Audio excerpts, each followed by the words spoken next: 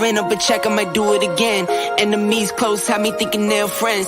10 toes down, I'll be free until the end. Crib outside the city, I don't feel safe in my hands. Took so many years, I'm just waiting for the wins. I'm in debt to no one but the one who took my sins. I do it for real, there's no reason to pretend. If I do it once, I do it again. Add it up, bankroll, euro, peso, add it up, I'm just doing me, everything is on me, oh you matter what. Add it up, bankroll, euro, peso, add it up, I'm just doing me, everything is on me, oh you matter what. Add it up, told her if it's all me, everything is on me, gon' back it up. Matter what, told you I'ma do me, why you hating on me, it's not adding up. I do roll like a Mack truck, country heart, I might cop a farm and go act up. Lot of scars, I was cold-hearted, now I'm back up. Keep it real, I do this once a month, I don't rap much. I just take the money and go stack up. Hello. What up, Marie? I love that little jam, girl. I'll be in the back. They don't see me. But I mean, what up, Savannah? Man, it's your boy, Julius Campbell with Marie Jones, Ink to Ink, Incarceration to Incorporation. As always, on Fridays, we are delighted to be in your homes. We are delighted to be on your airwaves. Why? Because we love to provide a platform for returning citizens to share their stories. Before we even get crunk up, I want to give a shout out. Marie, who do we give shouts out for allowing us to do what we do? To Mr. Julius Hall, I'd like to thank you for giving us this platform to tell our stories and for us to be comfortable telling our stories. Also to AB, who came up with Incarceration to Incorporate. Sorry, AB, who came up with Incarceration to Incorporate. A wonderful also man. So anyway, Mr. Campbell, take it away when you tell how we do this recidivism thing and all this. Go ahead and say what you got to say. Well, what she's saying so eloquently is OAA Savannah, Offender Alumni Association. And what we do is we like to connect the dots. So many people think that when returning citizens come home that they're going to automatically go right back. But we kill that false narrative by sharing our stories, because there are so many positive, powerful stories that are out there, stories of success. What type of success? Well, we have organizational success, we have relational success, occupational success. There are so many different successful stories that we want to get out there so that we can change the narrative. And at OAA, where we provide a safe space for returning citizens, we do three things. And what are those three things that we do, Marie? We empower, encourage, and educate one another, because no one person can do it alone. I like us coming together, sharing our stories, because you can draw off Julia's story, you can draw off my story, and that's the good thing about OAA Savannah. We are very positive. OAA Alabama is about to be on here shortly, and OAA Atlanta is about to be on here. We're about to share our story. That's the connecting the dots. If I don't know something, we can take and refer you to someone who may know some jobs. We give resources like that. That's connecting the dots. If you have your children who need help, we have Miss Angela.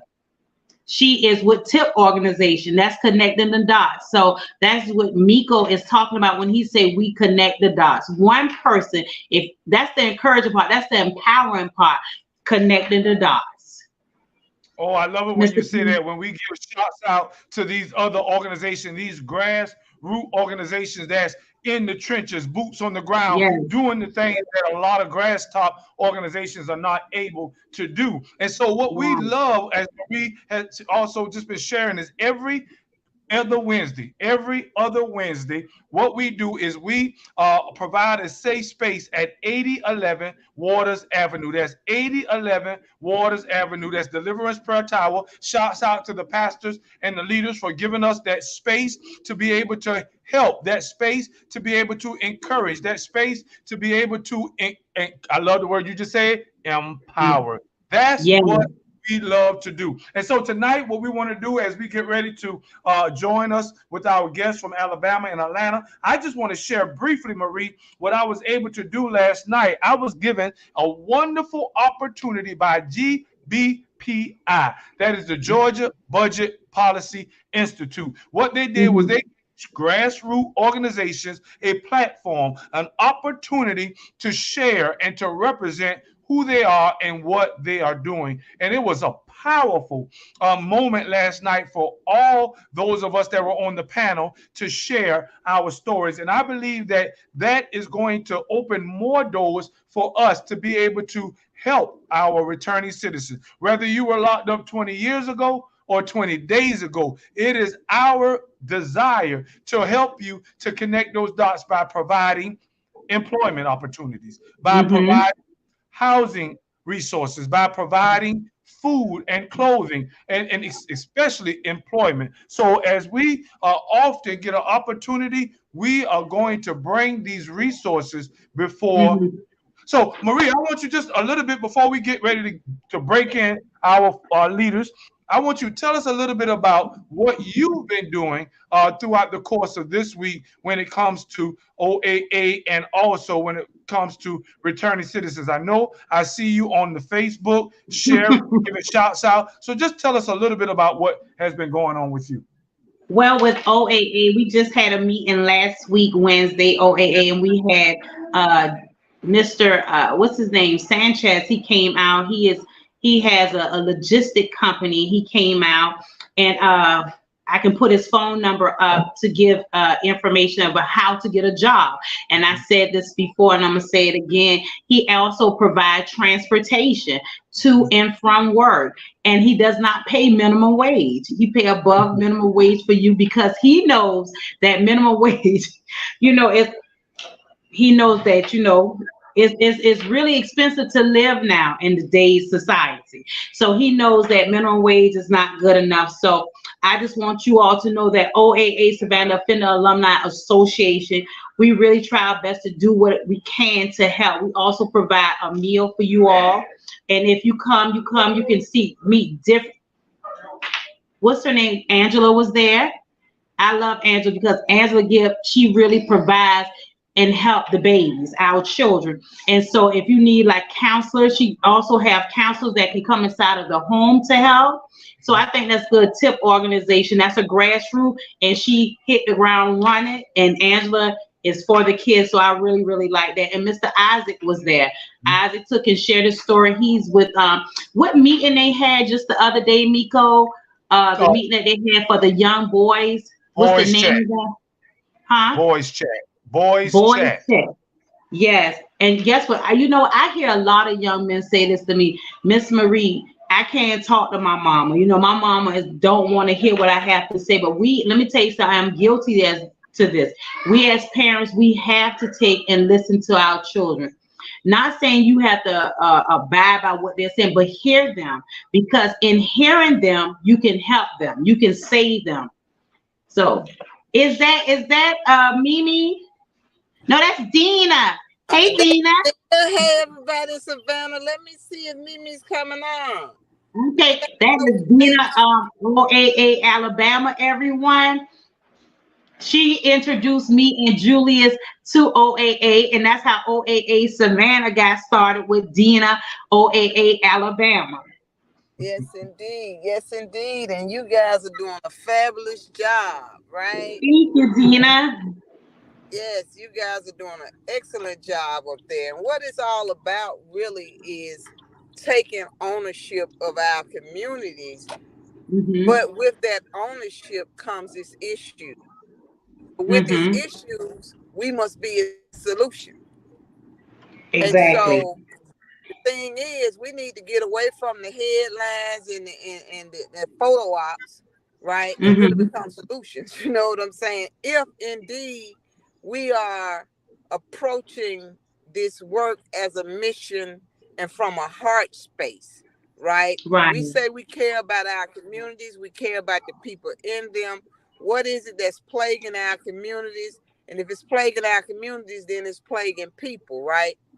Right. And we just can't put a Band-Aid on a lot of the issues that we're facing. So I think the number one issue now in the nation is gun violence and youth violence.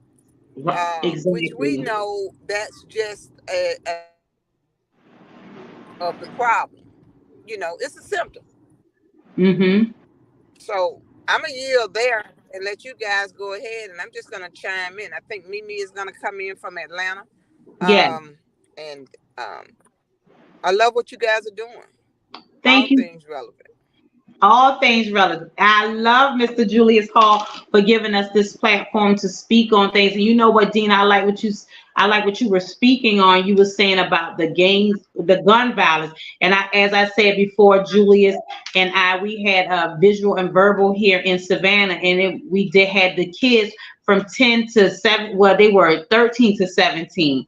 But I always remember Miss Emily when she said how you see ages 10 to 12 in the ICU unit from gunshots. So Dina, how do you think that we can come together as a community to stop this? How do we stop gun and gang violence with our youth? Do you think that it will ever end? Yes, first of all, we have to see how it began, and work the problem backwards, right? How did it begin? And it has perpetuated. I think that what happened then, when persons gathered around a cause, a lot of clergy and the religious communities was involved in social justice issues and things like that. Mm-hmm. But when we look at it, it started with a gathering of individuals. Those individuals had like minds. They were on the same page. They had identified this as a problem, and they were approaching it with a collective thought process for the solution. And they wasn't gambling and fighting over who's going to do it, whose name going to have a stamp on it. It was our problem, right? And so I think what we need to do is be intentional. And so we understand that for those that are doing the work from the community level and grassroots, financially, it's not feasible. There's not a capacity to do it at the rate and in regards to the persons that are doing it, what they're trying to do to survive, the enormity of the issue and the problem. But I think what we have to do is creatively and innovatively, which is not because there's nothing new up under the sun, but we need to create gatherings. We need to have real town halls, real round tables. You know what I'm saying? And I don't know how you just, when you get the community out, start with, we're going to target 20 people, right? And just to get them out there centered around a conversation about this. That 20, the next time we meet, need to bring somebody else. And we need to do this every week, until we have amassed an enormous amount of people that are trying to get to a community solution. That's just me. Because people gather, well, we're going to put a moonwalk, we're going to have bouncy houses, we're going to barbecue. You know what I'm saying? We're going to have some photo shoot. We're going to be on Facebook. We're on Instagram. We're going to go live. I mean, but are you guys down here in City Hall when they talking about how they want to buy 95 new police cars and have 95 new officers? That's right. I mean, what we going to do with that? Let me ask you a question real quick, because I won't be on with you ladies all night, but I definitely want to ask this question to not only to Dina, but also Marie. I would love for you to chime into this as well. Recently, I just learned a new term, and that word is grass tops. You often hear people talk about grassroots. Grassroots are those small organizations that are community bound, that are in the trenches, that have boots on the ground, and they are tangibly understanding what's going on in our neighborhood. Grass tops are those huge organizations that get the funding, that get the grants. And what I want to ask is, how can we bridge the gap between those grassroots and grass top organizations in order to be more effective in reaching both our youth, young system impacted, and our returning citizens? Can you answer that for me? Wow. Yes, I'm gonna let Marie take a stab at it. Dina, can I tell you something? I can only speak for the city of Savannah, Julius, and I feel that, and I'm not trying to offend anyone, but the city hall, all of them, they know what is taking place and what is going on in the city, right?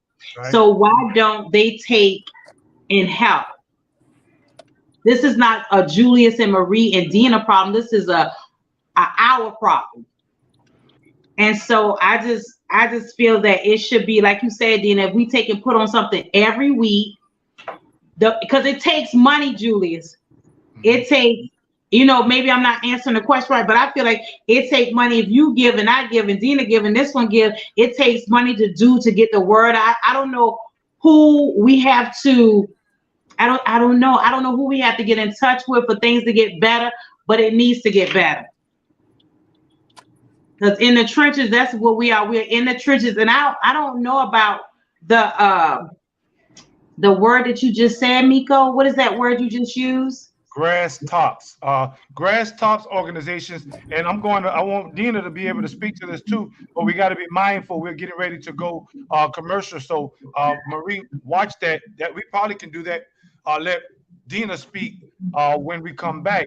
But grass tops are those organizations like United Way or NAACP or those big name organizations. That's I want to speak on the grass top. Then now that I have the understanding what you're saying, the United Way, Dina, wants to put OAA Savannah in a database.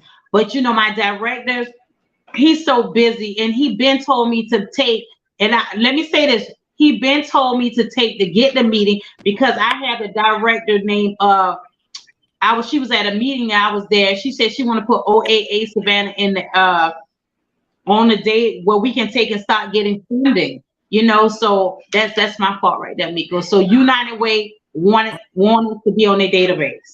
They did. Great. But just remember, as we get ready to go to this commercial, Dina, that's the question I want you to be ready for. How do we bridge the gap between grass top organizations and grassroots organizations in order to be more effective in reaching our young system impacted kids and our returning citizens?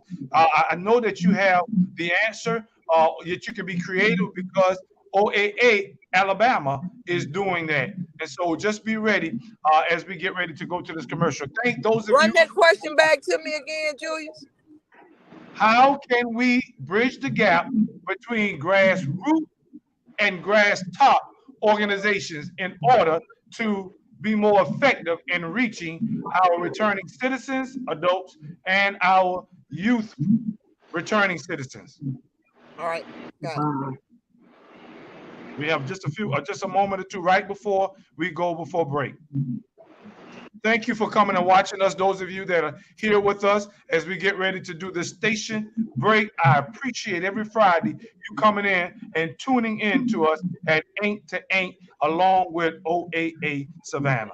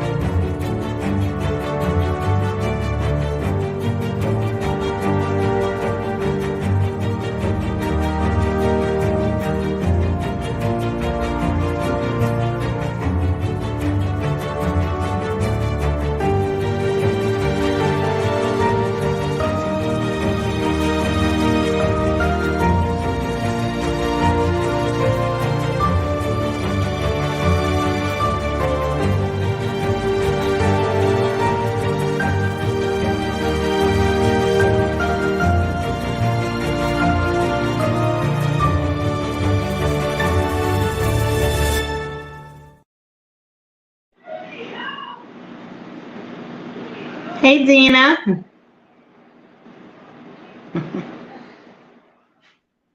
I can't hear you, Dina. Julius gone? He had to step off and he left. So Go ahead. You go ahead and you answer the question how we do the grass top with the grassroots and how can we bring that together for returning citizens and the system impact of the youth, Dina.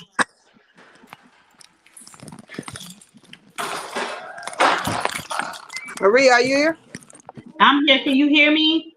Yeah, but I can't see you. Is that something I'm doing, or is this just the way it is? No, that must be something you're doing because I know it. Your screen is black. My screen is black. Yeah, I can't see you. I could have seen, but I can't see you now. Okay, you couldn't see me. I can see you now. Well, this is Marie coming to your hearing, and Dina's having a little technical difficulties.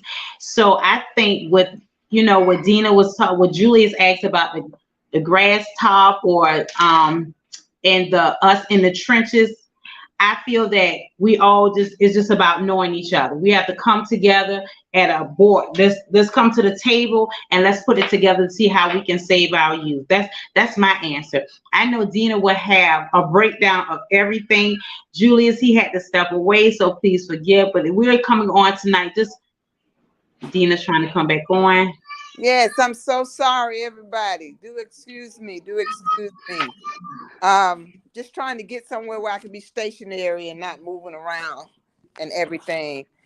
So to answer his question is how is it that we bridge the gap between grassroots and grass top organizations? Right. First and foremost, to explain what he explained grassroots, grass top are those larger organizations that have the mission and that have an objective and a scope of work that they're going to be doing centered around a said thing.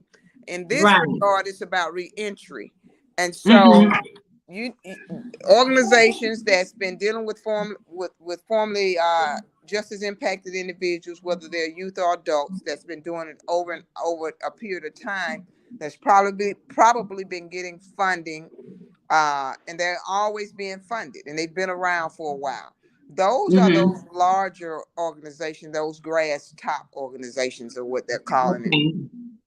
And so it's hard for persons that's on the community level, right there in the community, to get monies because they're starting out from a passion in their heart. They may not have the skill sets to get the grants written, may not even know that they can get grants. You know what I mean? It's just a whole lot that goes with that, but yet they're still doing the work. And they're doing it at a rate that surprises a lot of people, especially when they do not have the financial resources in order to effectively help them and assist them in doing the work, because in their work they are effective, and so they can do even the more if they were able to get the proper funding for it. To bridge that, I think you start building relationships with those individuals or those individual agency heads, the executives. How is it that, and have a candid conversation that we've been doing this. How is it that we can partner with you all to do this work? How can we be into a grant? And this is after you built that relationship. Or so I say coming to the table. And if we're writing a grant, can we add you to it for you to do this said component of it? Or can you be the lead agency on this grant? We were just able to work with a phenomenal group of individuals when we first got to Atlanta that was strictly about getting the work done and about the people and not about the monies, right? They supported us in becoming the lead agency in the applications of some funding, which allowed us to partner with individuals that had organizations that were directly impacted themselves that had been struggling with funds. And so we were able to sort of kind of lift persons as we were climbing and build a conglomerate in order to get the work done. And in a 4-year period, you see the effect of it, right? Not just the awareness that's being raised, but the lives that's being impacted. And the thing about us, our success isn't in the number. It's not that we're successful because we served 150 people this year. What does serve mean? Serve means someone came in your door, signed in for a class, or you sent them out to a resource or whatever the case is, and it was 150 people. But is the person's being successful? Because our success is predicated on the individual success. Yes, he stayed out of jail for 3 years, but the man is still homeless without a job. Right. That's not success for us. Success is the individual being able to move on with his life. So it's about collaborating, but actually building relationships in order to create a collaborative effort. But what we find in this work is that it's very competitive. And then people have this thing about an ownership stance, you know. And so it's been very tough over the last 8.5 years in order to get the work done at the rate that we've been able to get it done with grace and favor. So I lean into that. Do you have any questions in the chat from somebody that's listening? Like Dina, but I want to ask a question. Why does it take so long for a grass top organization to help a grassroots organization? Why do you think if you see, I'm quite sure that they see what's going on in the city, right? And I'm a grassroots organization. Why would it take them so long to reach out to help? Can you answer that? Well, it's not something that they're trying to do. This now is becoming a topic of conversation, right? Okay. Everything starts with a thought, right? Then maybe we put some kind of action steps to the thought to try to create some kind of movement. And then if it starts picking up momentum, because of the gun violence that have taken place, the awareness of the need for people to join together from the service perspective. How do we create a service structure that will create wraparound services? So that is what brought the idea into play about true collaborations with grassroots and grass top organizations. Now, does grassroots get the financial backing that they need as grass tops? No. But because they have operated so long in a deficit financially, they're just grateful to get whatever they can so that they can continue to work. And I think as we continue to work and continue to build and to continue to do our part with those that we are partnering with from the grass top communities, then eventually we should get some kind of cohesiveness and some kind of momentum in that arena, and then it no longer would be competitive as it has been. So how long do you think that would take? Well, we've been in Atlanta 4 years, and we've been in Alabama 9 years in March, and we just got funding last year. We just got funding last year. So when you guys opened up Savannah, we didn't have any funding. No, we didn't have any funding. Our funding stream was in Atlanta. Alabama just got funding stream last year, and it was for our youth programming. Our adult programming doesn't have any funding.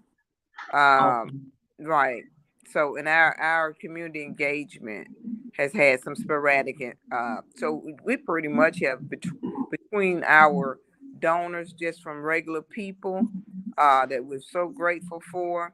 UAB has been, which is a university, has been a huge help with just allowing us to assist in some spaces and being able to get small amounts of monies to sort of kind of help with some things when they're doing research and stuff like that on the same population that we deal with. Then because they do not want to utilize us for free, they write up, something contractual. And so we're able to use that in a general fund to do certain things that we need just for operational costs. Right. You know what I'm saying? And so anything else, we sort of kind of just been patching up out of our pockets. And like I said, our faithful volunteers and our faithful contributors, whether that's $50 or $150 a month, but right. be encouraging people to donate to it, because we are truly doing what we say we're doing. You know what, Dina? Mm-hmm. How long have we been? Oh my God,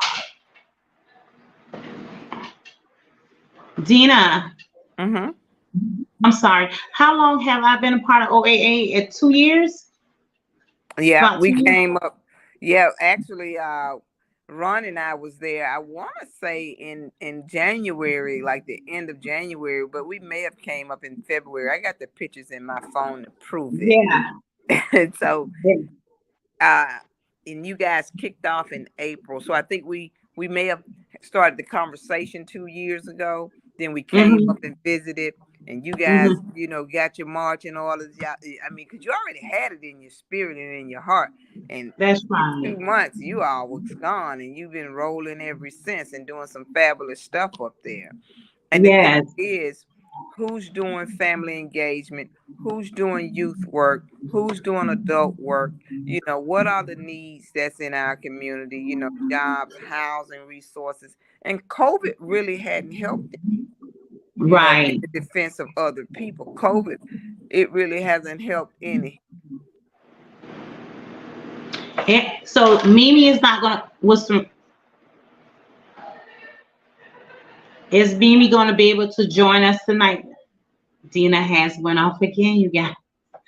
I'm sorry about the technical difficulties that we are having tonight, but I just like the topic, the grass top and the grassroots, and how we can meet in the middle so that we can be able to help our community. That's what it's all about. Still helping our community, helping those that need the resources, especially returning citizens. When you come home from prison or it's not easy for a lot of people when they need jobs and help. So I just would like the grass top communities to come to the grassroots, which is OAA Savannah, and help, because we are here to encourage and empower and educate our people and to help them. And guess what? Recidivism is a word that we don't want. We don't want to return to prison. We do not want to return to prison. A lot of people that are in prison are getting out doing miraculous things, like Mr. I am so impressed with Mr. Hall. I really am impressed with Mr. Julius Hall. I just want to give a shout out to him tonight. This is his production, and being that he was incarcerated. He was incarcerated once upon a time, and I love what he said. He said, Marie, a debt paid is no longer a debt. So you cannot keep. They told me that you got. Okay. Sorry, okay. They keep putting me backstage, Marie. Somebody put me backstage. Okay, I'm sorry because I don't have control of that, Dina. Okay. So it's just a mishap. So I'm sorry, but I want you to continue. I was just saying, Dina, that I want the grass top community to take and get to the grassroots community, which is OAA Savannah, where we can meet in the middle and have a common ground, because it is still about helping our community. And I was giving a shout out to Mr. Julius Hall, which was he was incarcerated, and I love what he always says. He said debt paid is no longer a debt, and I'm just so impressed with him because now he have a production. I think this is his production company. He have a safe space for allowing us to come on and to speak our heart, to speak our mind, and there's no judgment. So I love that, you know. And I was just I could hear you. I just wasn't on myself. Okay, I do apologize. He's done a fabulous job, and I think the vast majority of individuals do not know that people do leave their past behind, and you know, and actually become productive and contributing members of society. And I think the more we're talking about it, so I commend you guys for your bravery, because it takes a brave person to keep your stuff out there. When you, like he said, we no longer have a debt. It's been paid, right? And so I think we just keep and sometimes, because we are passionate about what we're doing, oftentimes people take that passion as an aggression. But it's really not. It's just you feel so strongly about what it is that we're doing and what has to be done. You know, the need is so great. Yeah. Then you know what? I want to commend you because, like, when I first met you, you blew my mind when you said the judge gave you 114 years. I said, how do one man judge a person and give you 114 years? Not a violent crime, but 114 years. And you hit the ground running, Dina. I think you are so phenomenal in the way you just do things and the way you speak.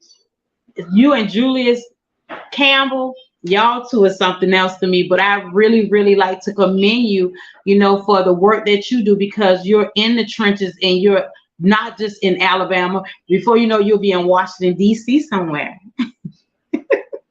Well, Marie, I appreciate your kind words. You do not give yourself enough credit. Oh, I wish you can listen to some of this stuff. I wish you can hear how impressive you are. Someone who was that called me, and it was one of the ladies that we ended up on the line with that next morning. Mm-hmm. That lady, she was on there talking, and I think it was my cousin. We call her she's part of the alien class, right? Mm-hmm. She's not a drugger. She's not a drinker. She's not a criminal. You know what I'm saying? She's none of the things. And I'm saying to myself, how did she get and see Marie on live, but you had said something profound that had touched her. Oh, well, right? Thank you. And so it speaks to the need to continue to elevate the voices of those that have been directly impacted, right? Right. Whether that's directly impacted by the criminal justice system. Oops, they don't put this out there enough. Directly impacted by poverty. Yes. All of that, So yes. we just have to keep doing what we're doing, because no one is meaningless. No one's experiences are meaningless. And I think because of the collective differences, it make life beautiful. And so, and being able to appreciate others' experiences that may be different than yours, that actually allows us to tap a little bit deeper into humanity and be okay with the fact that we're not alike.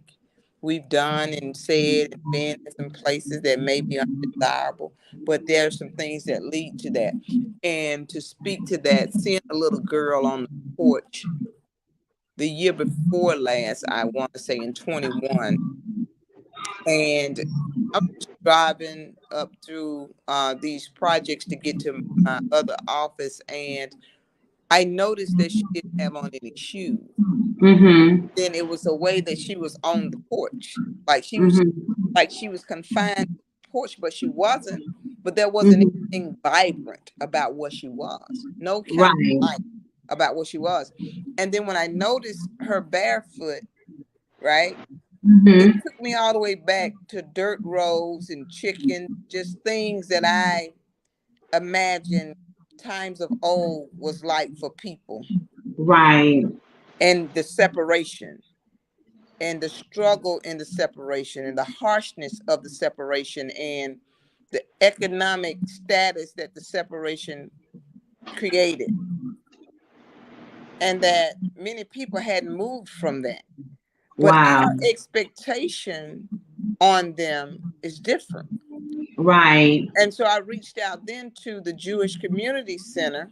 The community center, not for Jewish people. It was really built because of the divide.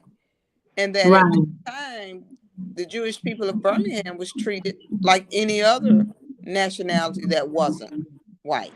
And so they built this to be a community space for individuals that couldn't access the YMCA, because they would be put, And so, but they have a beautiful program. I mean, they are doing so much great stuff there.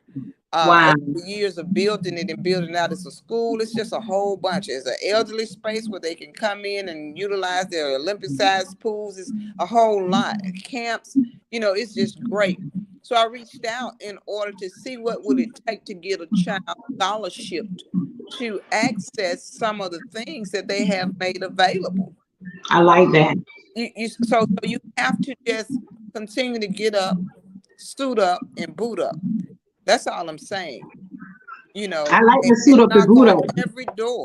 knock on every door, because all of them aren't locked. Exactly. You know what I'm saying? Exactly. All Exactly. of them are locked. And so we just have to continue to knock on the door. What we must do is get as far away from the status quo of social media by continuing to perpetuate harm ourselves, the way we're always on there sending things viral that's negative, that's demeaning, that's heart-wrenching to see other people suffering through. That's right. We need to talk about how is it that our city governments can create ordinances when they see these children showcasing and branding these guns, and we know that they're underage. Exactly. You know, how is it that you can create when they say, well, that's going to cause mass incarceration? No, it's not going to cause mass incarceration, because what we've found is, as much as it's about the people and it's the people's voice, only one person speaks. Right. You see what I'm saying? So how is it that we can get an ordinance, just like you got truancy officers and things of that nature, that because they already watch social media, and when you've identified 1 or 2 or 3 kids that you know that's 13, 14, and 15, then you need to knock on the door and say, now you do see Jacob right here, don't you? So Dina, excuse me 1 minute. We have to go to commercial break, people, but we'll be right back. Right.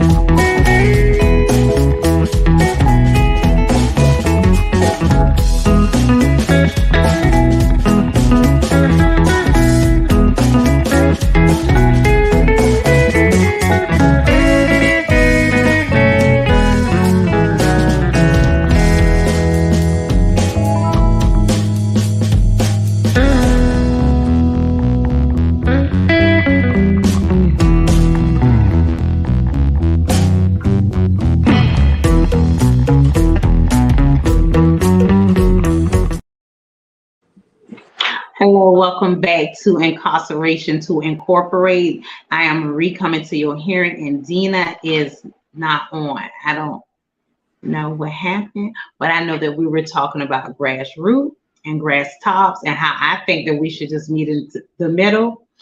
We were talking about our children, how we need to take and what we need to do to help. Oh, there go Dina. I'm here. And so how we need to help. And so I just think, Dina, now I want to ask you a question. I need some men. Whatever the question is, I need some men. Okay, I say it. Please say that. Say, I need some men in Savannah. I'm talking about I need some men in Savannah who will help. And I know it's plenty men in Savannah that can help. So what you say, Dina, go ahead. So my thing is, where do you start? Dina, you know what you said? I like what you said, that knock on the door. Knock on the door to me, we can get, like, you know how I do my talks in the morning time.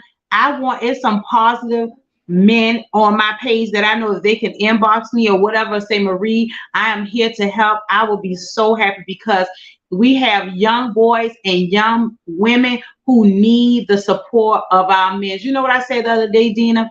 I say a father or uncle is so necessary. It is so necessary to have a man in a child's presence. I say an active. Can I say this? An active parent, an active father, active man. He's being positive in his children. Like, that makes a difference, Dina. It does. It makes a difference. Now, what my kids may not do, let me say this. When my kids want to be rebellious, now they may not listen to me as fast as they would listen to their father. I'm just being honest. So ma'am. Exercise. I just did an exercise with 7 boys in an alternative school the other day. I let them guide the class. And in their guidance of the class, unbeknown to them, I get to jiving around with them and everything. And I get to jiving around and everything with them.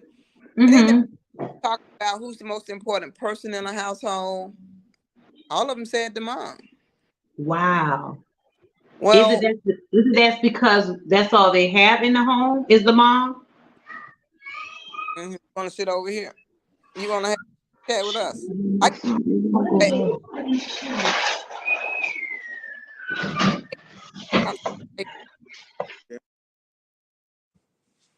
How everyone's doing? Not yet.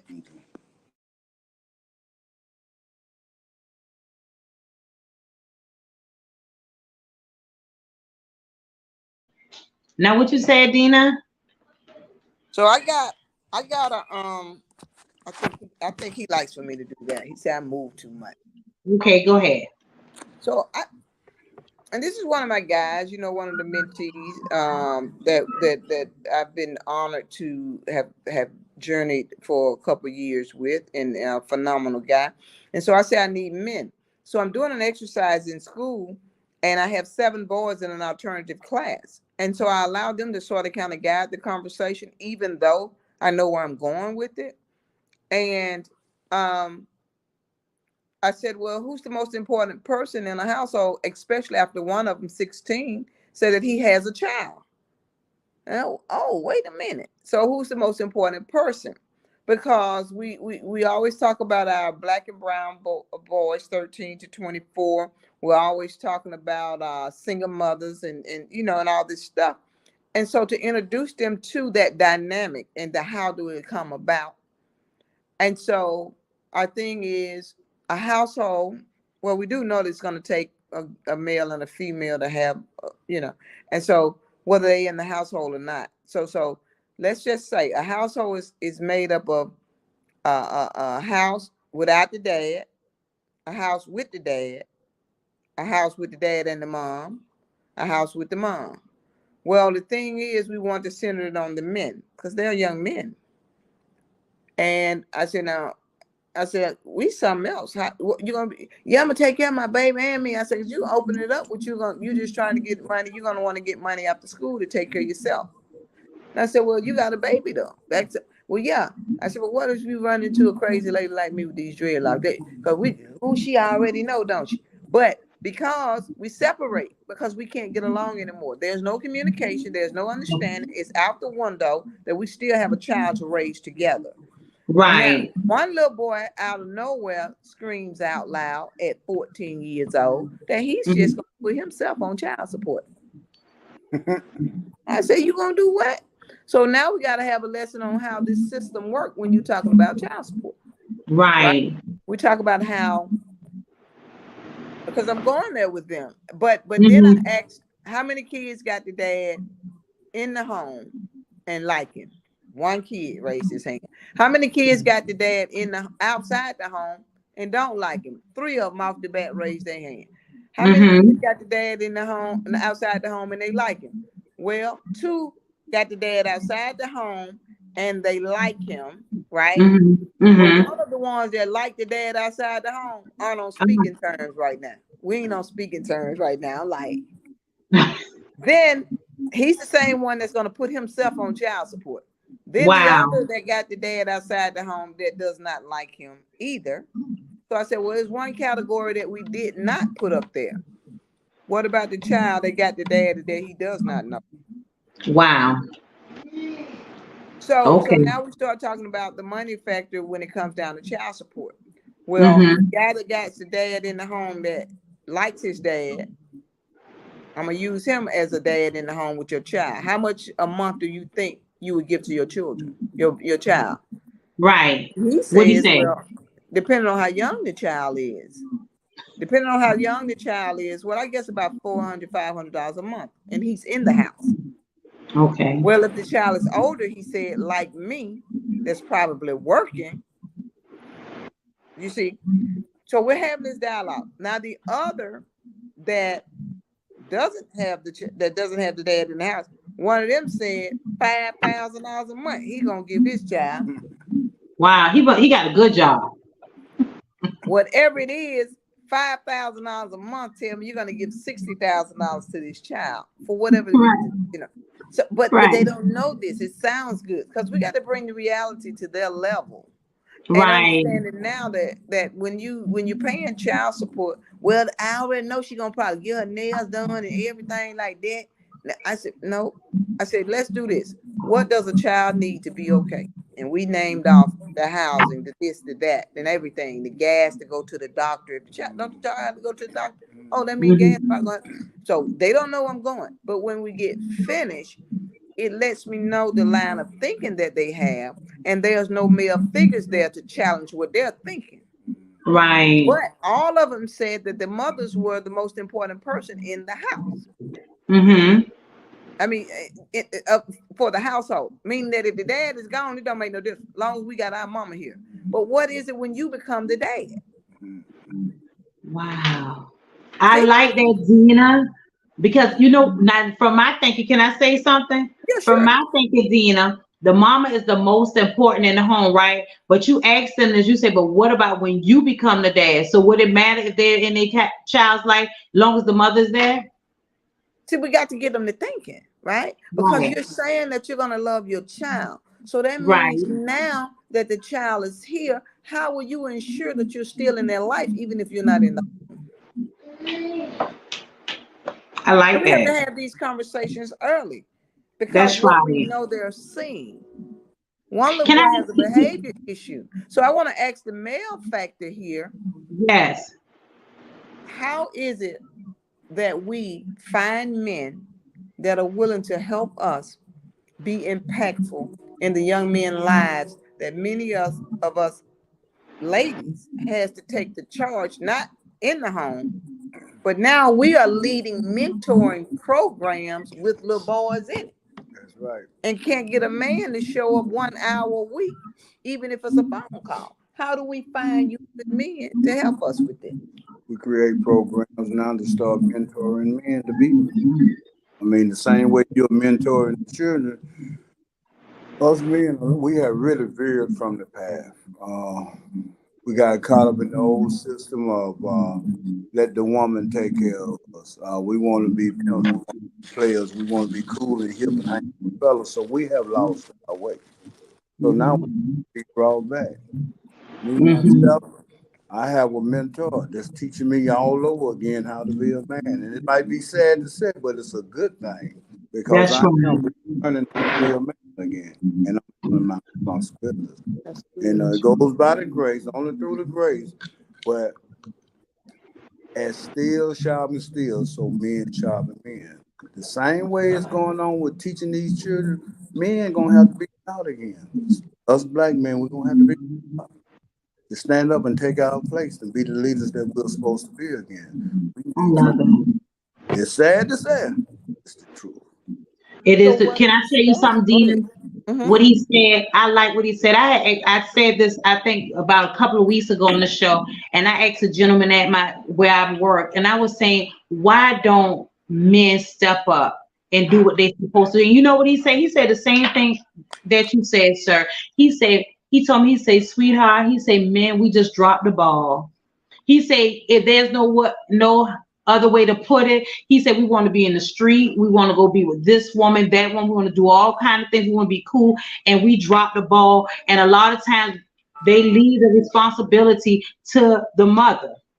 So I commend you, sir, of saying, and because what man gonna get on the air and say this? I think I commend you. I really, really do. And I think it's the truth. They got to pick the ball back up. He picked the ball. Exactly. We got to pick the ball back up, but we got to be taught how to pick the ball back up. I love that. I mean, it's sad to say, but in order for it to be done, it must be done. Right. And I'm just a visionary, right? Yeah. I see things. So I know that I'll never get to where I'm trying to go if I don't start. Right. Exactly, Dina. So I don't need 10. I need to start. Just start. So my charge to the men that may be listening, the women that may be listening, that can tell the men, we need you guys to start. That's right. Because I do believe that the way the world itself was created, it was created in a way to multiply. You know what I mean? Because of how much we lose, the gain itself is always greater. That's right. It has shown itself. You know what I mean?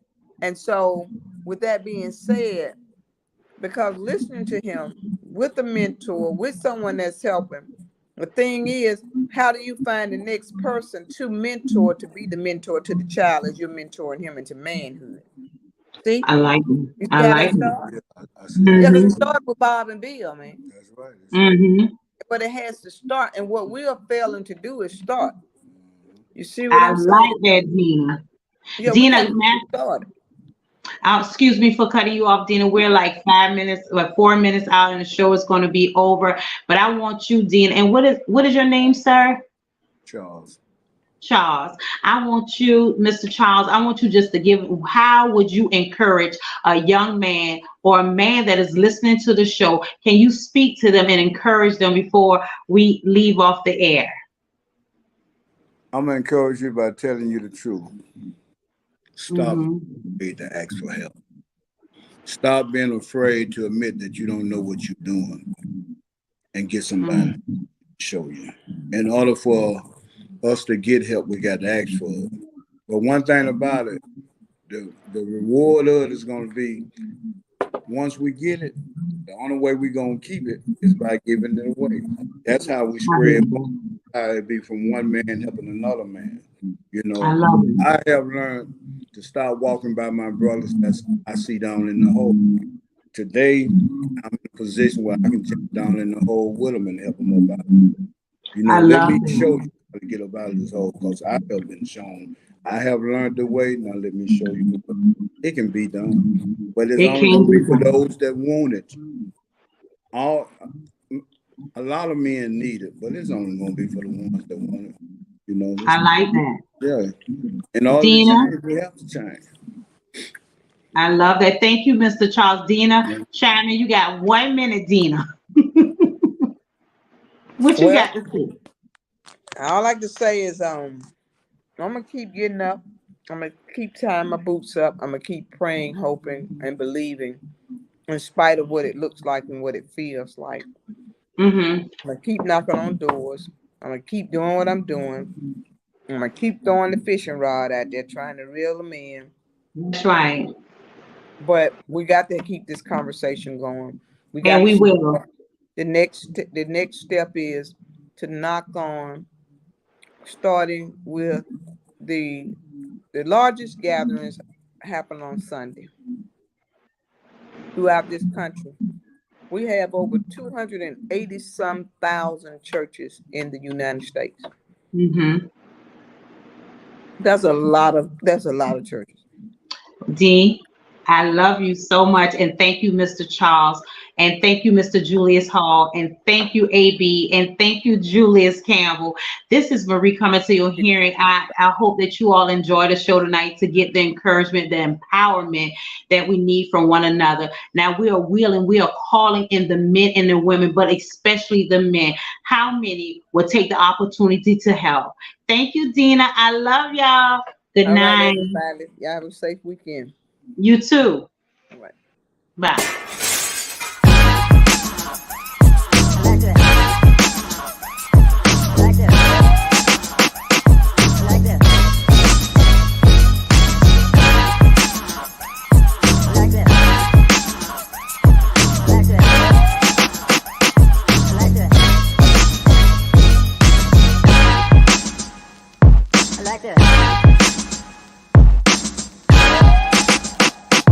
Like this.